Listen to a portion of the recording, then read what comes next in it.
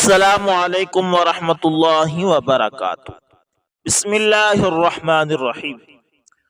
دوستو، حضرت مولانا سید محمد انور شاہ کشمیری رحمۃ اللہ تعالی کی عادت تھی کہ جب کبھی گفتگو یا درس کے دوران مرزا قادیانی لعین کا نام آتا تو حضرت کی طبیعت میں جلال آ جاتا۔ کذاب، لعین، مردود، شکی، بدبخت، ازلی محروم القسمت، دجال، کذاب، شیطان کہہ کر مرزا لعین کا نام لیتے تھے اور اس کے بعد بددعائیہ جملے ارشاد فرما کر اس کے قول کو نقل کرتے۔ کسی خادم نے پوچھا، شیخ آپ جیسا نفیس الطبع آدمی اور جب مرزا قادیانی کا نام آتا ہے تو اس پر سیخ پا ہو جاتے ہیں۔ اس پر آپ نے فرمایا، میاں میرا ایمان ہے کہ جس طرح حضور علیہ السلام سے محبت رکھنی ایمان ہے، اسی طرح آپ صلی اللہ علیہ وسلم کے دشمنوں سے بغض رکھنا بھی ایمان ہے۔ آپ صلی اللہ علیہ وسلم کا سب سے بڑا دشمن مرزا لعین، بدبخت، کذاب، دجال تھا، اس لیے اس مردود کو گالی دے کر اس سے جتنا بغض ہوگا اتنا زیادہ حضور علیہ السلام کا قرب نصیب ہوگا۔ میں یہ اس لیے کرتا ہوں بھلا تم اپنے باپ کے دشمن کو اور حکومت اپنے باغیوں کو برداشت نہیں کرتی تو میں حضور صلی اللہ علیہ وسلم کے دشمنوں کو کس طرح برداشت کر لوں؟ اللہ اکبر۔ اسی طرح مولانا محمد صاحب نے مزید فرمایا کہ مقدمہ بھاولپور میں شمس مرزائی نے علماء پر یہ اعتراض کیا تھا کہ دیوبندی بریلویوں کو اور بریلوی دیوبندیوں کو کافر کہتے ہیں۔ مولانا محمد انور شاہ کشمیری رحمۃ اللہ تعالی نے جواب دیا، جج صاحب لکھو، میں تمام علماء دیوبند کی طرف سے اور جو حضرات یہاں موجود ہیں ان سب کی طرف سے وکیل ہو کر کہتا ہوں کہ ہم بریلویوں کی تکفیر نہیں کرتے، اور فرمایا کہ بریلوی حضرات جو علم غیب کے بارے میں تعویلات کرتے ہیں، کچھ نصوص ایسے ہیں جو ان معانی کی موہم ہیں، نیز ان معانی کی طرف سلف صالحین میں سے بھی بعض حضرات گئے ہیں، لیکن مرزائی جو تعویل کرتے ہیں اس معنی کی معید کوئی نص نہیں ملتی اور نہ سلف میں سے اس معنی کی طرف کوئی گیا ہے۔ ہاں، شمس مرزائی نے پھر اعتراض کیا کہ فقہا نے لکھا ہے کہ اگر کسی کے کلام میں 99 احتمال کفر کے ہوں اور ایک احتمال ایمان کا ہو تو اس کے کفر پر فتویٰ نہ دیا جائے، یعنی کہ ایک بندے میں اگر 99 باتیں ایسی ہوں جو کافروں والی ہوں، ایک مسلمانوں والی ہو تو مسلمان کا ہی فتویٰ دیا جائے کہ وہ مسلمان ہے۔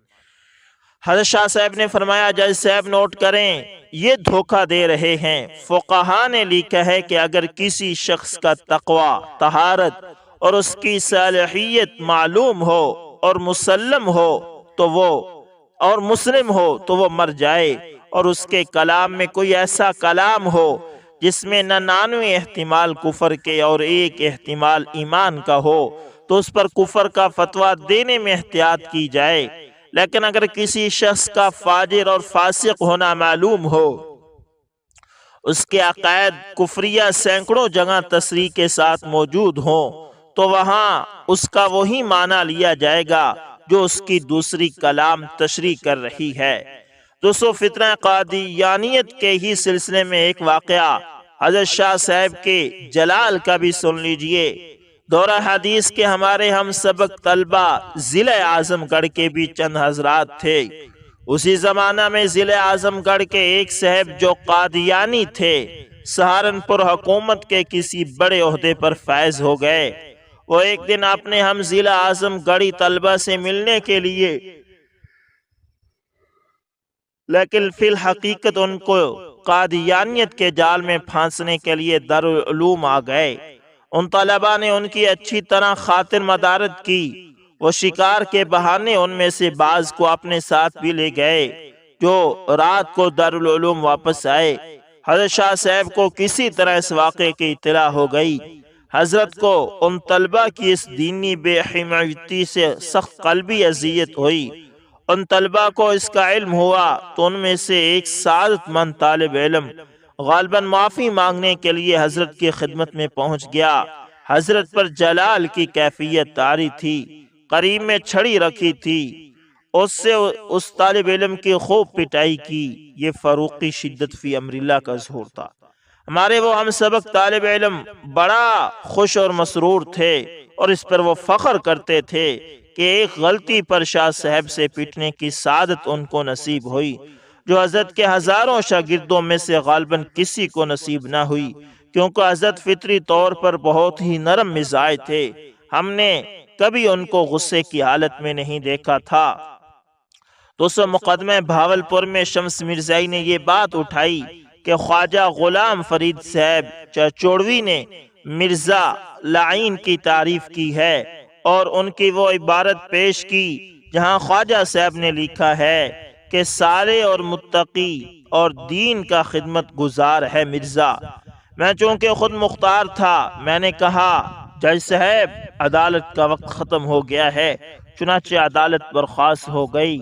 دوسرے دن ہم کتابوں سے خود مرزا لعین کی عبارت تلاش کر لائے۔ اس نے لکھا تھا کہ مجھے فلاں فلاں آدمی کافر اور مرتد کہتے ہیں، اور ان میں چوتھے نمبر پر خواجہ غلام فرید کا نام بھی تھا۔ ہم نے جب یہ عبارت جج کے سامنے پیش کی تو جج خوشی سے اچھل پڑا۔ پہلے روز شمس کے حوالے سے سارے شہر میں کوہرام مچ گیا تھا، کیونکہ وہ لوگ خواجہ صاحب کے بہت معتقد تھے اور نواب صاحب بھاولپور بھی ان کے مرید تھے۔ اس پر حضرت اقدس نے فرمایا کہ خواجہ صاحب نے تعریفی کلمات پہلے کبھی فرمائے ہوں گے، یعنی مرزا کے دعوی نبوت سے پہلے۔ مولانا محمد علی صاحب جلندری نے عرض کیا کہ اچ شریف میں مرزا لعین کا ایک مرید غلام احمد نام کا تھا۔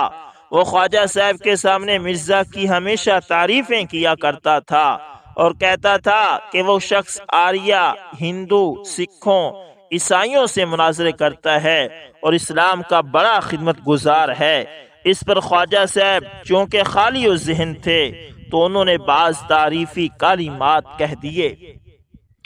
شمس مرزائی نے سرور شاہ کشمیری کو خط لکھا تھا کہ شاہ صاحب یعنی مولانا محمد انور شاہ کشمیری سے مقابلہ ہے، سرور شاہ کشمیری تم بھی یہاں آ جاؤ۔ حضرت شاہ صاحب کو جب معلوم ہوا تو فرمایا وہ لعین کبھی نہیں آئے گا۔ شاہ صاحب اس پر بہت ناراض تھے اور فرماتے تھے کہ سرور شاہ کشمیری نے اپنے والد کو بھی مرتد کیا ہے۔ اس کے والدین نے مرتے وقت اس کو کہا تھا کہ سرور تو نے مجھے بھی مرتد کیا، دین تو وہی حق ہے جو دین محمدی صلی اللہ علیہ وسلم ہے۔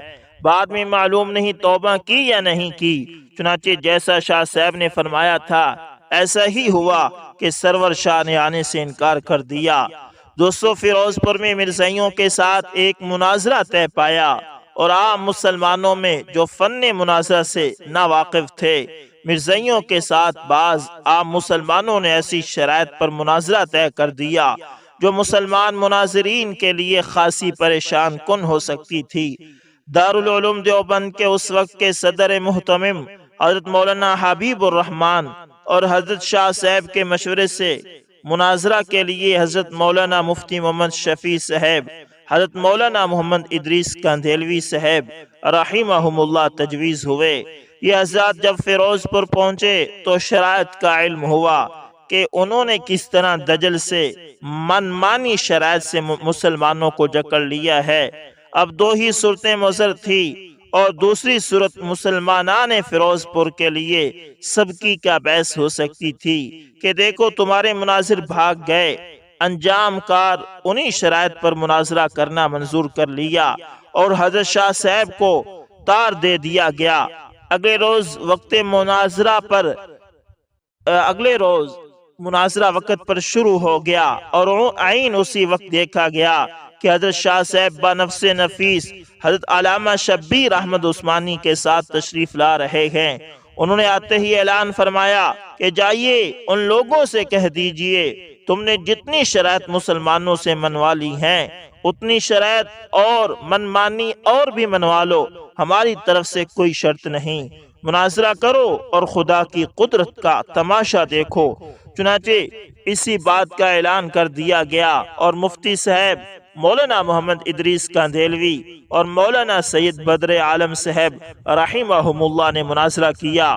ان میں مرزائیوں کی جو درگت بنی اس کی گواہی آج بھی فیروز پور کے در و دیوار دے سکتے ہیں۔ مناظرے کے بعد شہر میں جلسہ عام ہوا جس میں حضرت شاہ صاحب اور شیخ الاسلام حضرت مولانا شبیر احمد عثمانی رحمت اللہ تعالی نے تقریریں کی۔ یہ تقریریں فیروز پور کی تاریخ میں یادگار خاص کی نوعیت رکھتی ہیں۔ بہت سے لوگ جو قادیانی دجل کا شکار ہو چکے تھے اس مناظرے اور جلسے کے بعد اسلام پر واپس لوٹ آئے۔ دوستو اسی طرح حضرت مولانا سید انور شاہ صاحب رحمت اللہ تعالی کی زندگی کا ایک اہم ترین مقصد تحفظ ختم نبوت تھا۔ آپ کے شاگرد رشید حضرت مولانا مفتی محمد شفیع صاحب کراچوی فرماتے ہیں کہ ایک دفعہ آپ قادیان تشریف لے گئے، مسجد میں مغموم بیٹھے تھے اور درد دل کے ساتھ آہ بھر رہے تھے اور فرمانے لگے شفیع ہماری تو زندگی ضائع ہو گئی، قیامت کے دن خاتم النبیین صلی اللہ علیہ وسلم کو کیا منہ دکھلائیں گے؟ مفتی صاحب فرماتے ہیں میں نے عرض کیا حضرت دنیا کا کوئی کونا نہیں جہاں آپ کے شاگرد نہ ہوں، دنیا آپ کے علم سے سیر ہو رہی ہے۔ صبح اور شام بخاری مسلم کا سبق پڑھاتے ہیں آپ، بے شمار آپ نے کتابیں تصنیف فرمائی ہیں۔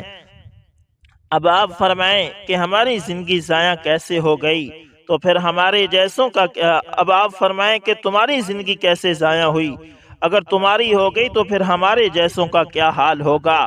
حضرت نے فرمایا کہ ساری زندگی ہم وجوہ ترسیح مذہب احناف بیان کرتے رہے، حالانکہ امام شافعی بھی حق پر ہیں، مسئلہ فاتحہ خلف الامام کو چھیڑے رکھا، حالانکہ ان سے کہیں زیادہ عقیدہ ختم نبوت کے تحفظ کی ضرورت تھی۔ یعنی کہ ہم تو اپنے فروعی مسائل میں لگے رہے اور عقیدہ ختم نبوت کی جس طرح پاسبانی کرنی تھی نہیں کی۔ ختم نبوت کے پروانے حضرت ابو مسلم خولانی رحمت اللہ تعالی۔ دوستو مسلمہ کذاب نے حضور صلی اللہ علیہ وسلم کے عہد مبارک میں دعوی نبوت کر رکھا تھا۔ یہ بھی ایک مرزا قادیانی کی طرح لعین تھا جو اللہ کے نبی کے دور میں ہوا۔ ایک دن مشہور تابعی حضرت ابو مسلم خولانی رحمت اللہ تعالی کو گرفتار کر کے مسلمہ نے اپنے سامنے پیش کرایا اور ان سے پوچھا کہ تم اس کی شہادت دیتے ہو کہ میں اللہ کا رسول ہوں؟ حضرت ابو مسلم خولانی نے فرمایا کہ میں سنتا نہیں ہوں۔ اس نے پھر کہا کہ تم اس کی شہادت دیتے ہو کہ محمد صلی اللہ علیہ وسلم اللہ کے رسول ہیں؟ ابو مسلم نے فوراً کہا کہ بے شک۔ اس سے پوچھا گیا کہ تم اس کی گواہی دیتے ہو کہ میں اللہ کا رسول ہوں؟ ابو مسلم خولانی رحمت اللہ تعالی نے فرمایا کہ میں سنتا نہیں۔ پھر پوچھا کہ کیا تم اس کی شہادت دیتے ہو کہ محمد صلی اللہ علیہ وسلم اللہ کے رسول ہیں؟ تو فرمایا کہ ہاں۔ اس طرح پھر تیسری مرتبہ دونوں جملے دریافت کیے گئے اور یہی دونوں جواب سنے۔ غصے میں آ کر حکم دیا کہ ایک عظیم الشان انبار سوختہ کا جمع کر کے آگ روشن کرو اور ابو مسلم کو اس میں ڈال دو۔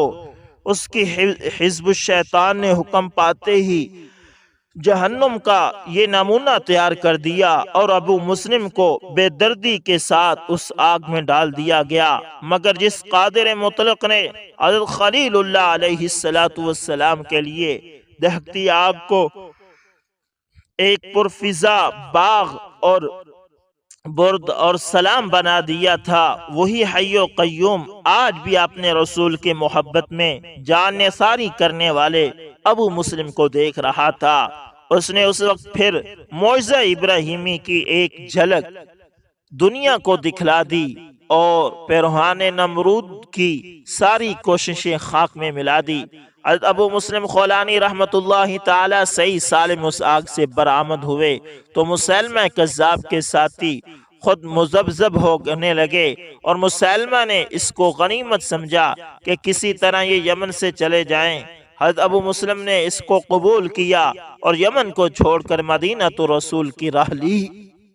مدینہ پہنچے تو مسجد نبوی میں داخل ہو کر ایک ستون کے پیچھے نماز پڑھنا شروع کی۔ اچانک حضرت عمر فاروق رضی اللہ تعالی عنہ کی نظر ان پر پڑی تو بعد فراغت نماز دریافت کیا کہ آپ کہاں سے آئے ہیں؟ انہوں نے عرض کیا کہ یمن سے۔ مسلمہ کذاب کا یہ واقعہ کہ کسی مسلمان کو اس نے آگ میں جلا دیا بہت مشہور ہو چکا تھا، اور حضرت عمر فاروق رضی اللہ تعالی عنہ نے بھی اس سے متاثر اور حقیقت دریافت کرنے کے مشتاق تھے۔ چنانچہ حضرت ابو مسلم خولانی نے آپ کو وہ پورا واقعہ سنا دیا۔ اللہ اکبر۔ حبیب ابن ام عمارہ رضی اللہ تعالی۔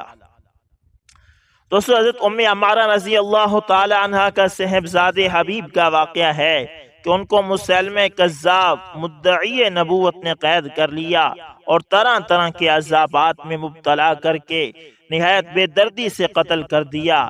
یہ ظالم ان سے دریافت کرتا کہ محمد صلی اللہ علیہ وسلم اللہ کے رسول ہیں تو یہ فرماتے بے شک، پھر پوچھتا کہ اس کی بھی گواہی دیتے ہو کہ میں بھی اللہ کا رسول ہوں تو یہ فرماتے ہرگز نہیں۔ اس پر ان کا ایک عضو کاٹ دیتا، پھر اسی طرح دریافت کرتا، اور جب وہ اس جھوٹے نبی کی نبوت سے انکار کرتے تو یہ بدبخت ایک عضو کاٹ دیتا۔ اس طرح ایک ایک کر کے سارا بدن کاٹ ڈالا۔ الغرض حضرت حبیب شہید ہو گئے، مگر یہ گوارا نہ کیا کہ عقیدے کے خلاف ایک لفظ بھی نکالیں۔ اللہ اکبر، اللہ اکبر۔ حضرت زید بن خارجہ رضی اللہ تعالی عنہ۔ دوستو، نعمان بشرا فرماتے ہیں کہ زید بن خارجہ انصار کے سرداروں میں سے تھے۔ ایک روز وہ مدینہ طیبہ کے کسی راستے پر چل رہے تھے کہ یکا یک زمین پر گرے اور فوراً وفات ہو گئی۔ انصار کو خبر ہوئی تو وہاں جا کر ان کو اٹھایا اور گھر لائے اور چاروں طرف سے ڈھانپ دیا۔ گھر میں کچھ انصاری عورتیں تھیں جو ان کی وفات پر گریہ و زاری میں مبتلا تھی، اور کچھ مرد جمع تھے۔ اسی طرح جب مغرب اور عشاء کا درمیانی وقت قریب آیا تو اچانک ایک آواز سنی کہ چپ رہو، چپ رہو۔ لوگ متحیر ہو کر ادھر ادھر دیکھنے لگے۔ تحقیق سے معلوم ہوا کہ یہ آواز اسی چادر کے نیچے سے آ رہی ہے جس میں میت ہے۔ یہ دیکھ کر لوگوں نے ان کا منہ کھول دیا۔ اس وقت یہ دیکھا گیا کہ زید بن خارجہ رضی اللہ تعالیٰ عنہ کی زبان سے یہ آواز نکل رہی ہے کہ محمد رسول النبی الامی خاتم النبیین لا نبی بعدہ، یعنی محمد صلی اللہ علیہ وسلم اللہ کے رسول ہیں اور نبی امی ہیں جو انبیاء کے ختم کرنے والے ہیں۔ آپ صلی اللہ علیہ وسلم کے بعد کوئی نبی نہیں ہو سکتا۔ یہی مضمون کتاب اول یعنی تورات اور انجیل وغیرہ میں بھی موجود ہے۔ سچ کا سچ ہی ہے۔ اللہ اکبر، اللہ اکبر۔ اللہ تعالیٰ سے دعا ہے کہ اللہ تعالیٰ فتنہ قادیانیت کو نیست و نابود فرمائے اور ختم نبوت کی پاسداری کرنے والے، دفاع کرنے والے ہر سپاہی، ادنا سے ادنا سپاہی کی بھی قربانی کو قبول فرمائے، اور آقا مدنی محمد مصطفیٰ صلی اللہ علیہ وسلم کی شفاعت ہمیں عطا فرمائے اور جام کوثر ہمیں نوش کرنے کی بھی توفیق عطا فرمائے۔ تو سب بھائی مل کر ایک مرتبہ اس لائن پر لعنت کریں، مرزا قادیانی پر لعنت، بے شمار بے شمار بے شمار قادیانی لعین کذاب کتا بغیرت دلہ۔ ملتے ہیں دوستوں کسی نیکسٹ اچھی سی ویڈیو کے اندر، تب تک کے لیے اللہ حافظ، جزاکم اللہ۔